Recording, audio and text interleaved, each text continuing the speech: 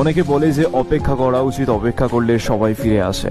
আজকে যে তোমাকে সত্যি ভালোবাসবে অপেক্ষা করলে হয়তো ঠিক সময় সে ফিরে আসবে, বাট অপেক্ষা করাটার লিমিট আছে।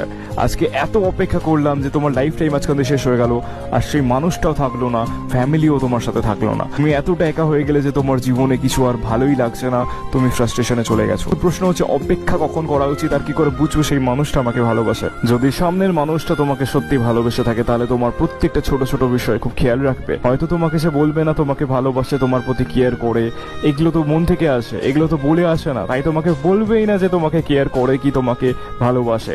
তোমার ছোট্ট ছোট কথাই খুব সম্মান করবে, তোমাকে খুব ভ্যালু দেবে, তোমার সাথে ভালো করে কথা বলবে, তোমার সাথে ইয়ার্কি মারবে। দিনের শুরুতে হোক দিনের শেষে হোক তোমাকেই যদি যেসে কথা বলতে হয় তাহলে ওর তোমার প্রতি ফিলিংস নেই। আর যদি ফিলিংস থেকে থাকে তাহলে ও তোমার সাথে ততটাই কথা বলতে ইন্টারেস্টেড থাকবে যতটা তুমি আজকে নিজে। আর যদি এমন কোনো মানুষ তোমার লাইফে থেকে থাকে যে তোমাকে খুব ভালো মেমোরিজ গিফট করেছে, যার সাথে কথা বলে তুমি খুবই হ্যাপি ফিল করো, যে তোমার ছোট ছোট ইচ্ছার খেয়াল রাখে, যার সাথে মাঝে মাঝে ঝগড়া